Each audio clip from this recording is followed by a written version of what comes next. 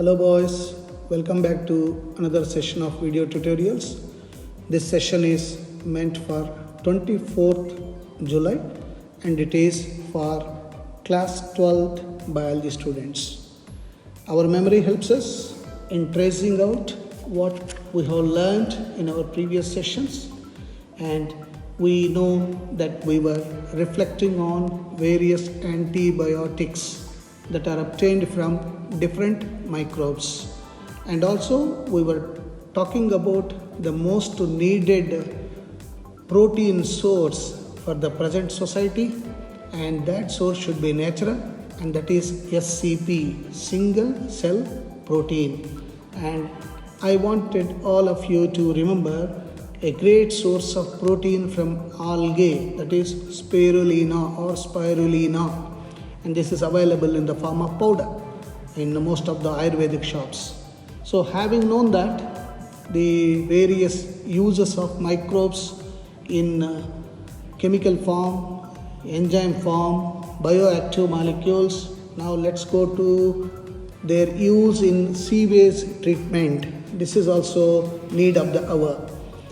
As all of you know, you must have seen in your own native places, most of the dirty water, municipality water, having lot of waste, fecal matter, pathogens will be channeled into nearby lake, nearby river, and that makes our water sources get polluted.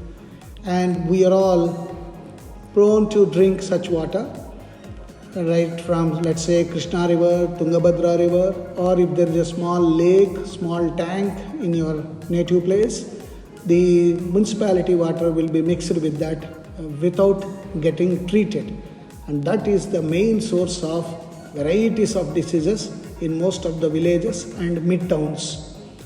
To overcome this, we have a solution, and that is STP, sewage treatment plant. So, sewage is a municipal waste containing human excreta and other organic waste. It also contains, as I said, lot of pathogens, many number of pathogens, and they should be treated before the water is mixed with the water sources such as tanks, lakes, and rivers. And it has to be made either zero pollutant or less polluting through a treatment called STP. And this STP is carried out in two stages: primary or physical treatment, secondary or biological treatment. So basically, the sewage treatment is of two stages. Primary treatment is a physical treatment. It removes floating and suspended solids from sewage through filtration and sedimentation. First, floating matter is removed through sequential filtration with small pores filter progressively. The filtrate is then kept in large open settling tanks where grit, what do you mean by grit? Sand plus silt plus pebbles settles down. The sediment is called primary sludge. As you can see, this STP plant, you must have seen even in our campus.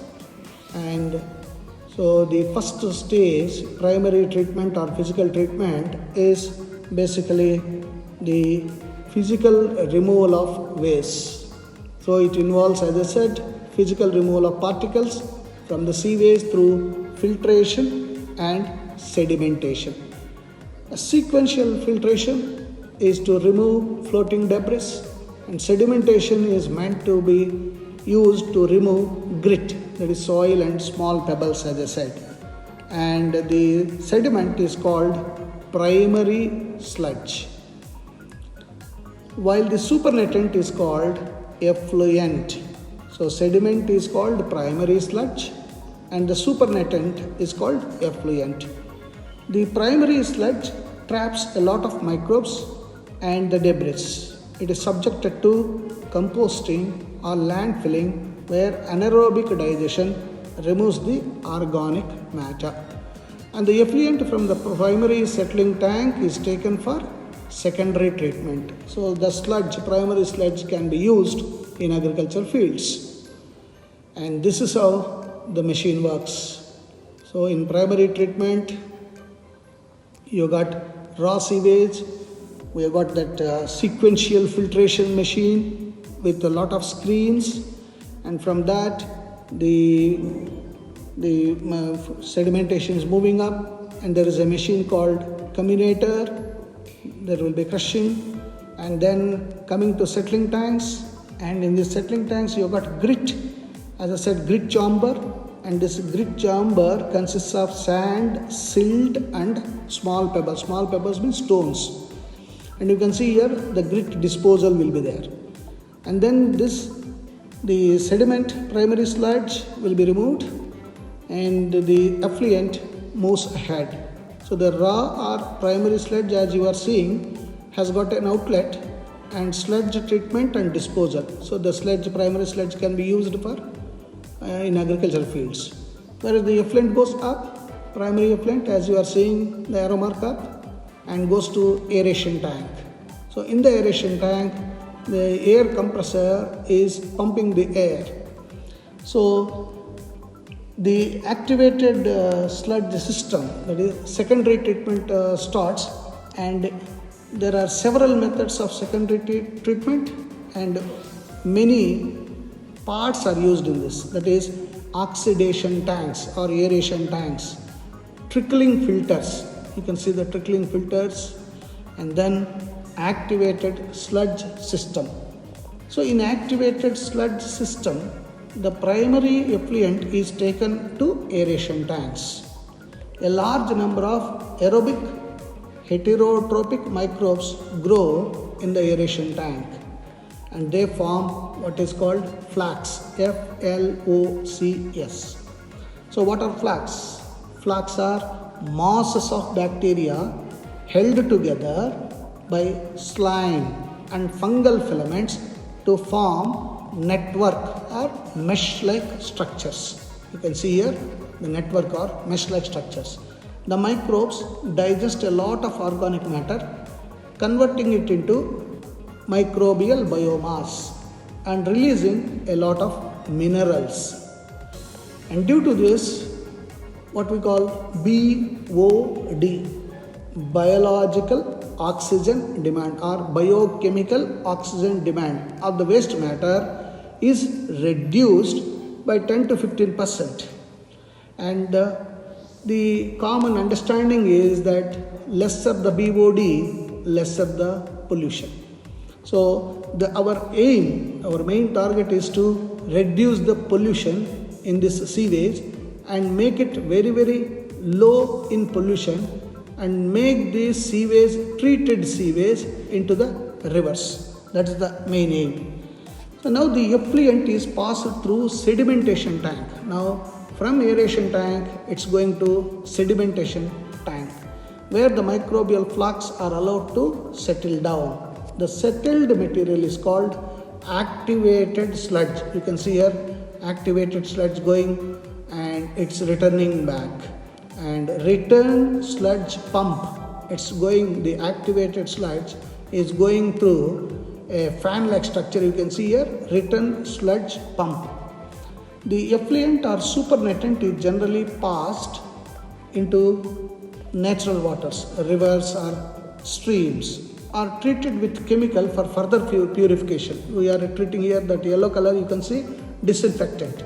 So the effluent is further treated chemically and make it less pollutant.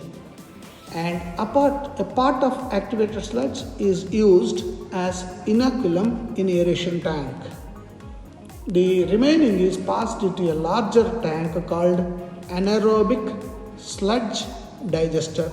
So you got a anaerobic sludge digester that treats this.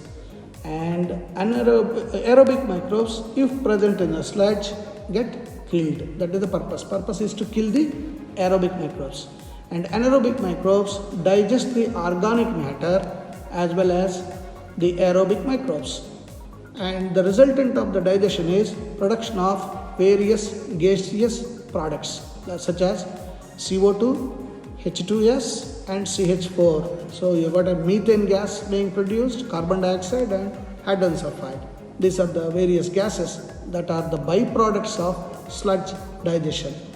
Now further you can see the secondary treatment, aeration tanks you can see here, large aeration tanks.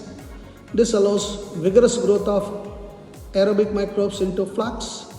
While growing, these microbes consume a major part of the organic matter in the effluent, and whenever the organic matter is consumed, it reduces BOD. So you must remember the expansion of that BOD, biochemical oxygen demand, and effluent. And BOD is a measure of organic matter present in the water. The greater the BOD of the wastewater, as I said, it indicates higher pollution potential. Hence BOD should be less. Once the BOD of sewage water is reduced significantly through aeration tanks and sludge digesters, then the effluent is then passed into a settling tank where the bacterial flux. What is a flux? I said it's a mass of bacteria held together by slime and fungal filaments to form mesh-like structures. That is the definition of flux. So bacterial flux are allowed to sediment, and this sedimentation is activated sludge. You can see the formation of the activated sludge there. And once the sludge is formed, a small part of this sludge is pumped back into aeration tank to serve as inoculum.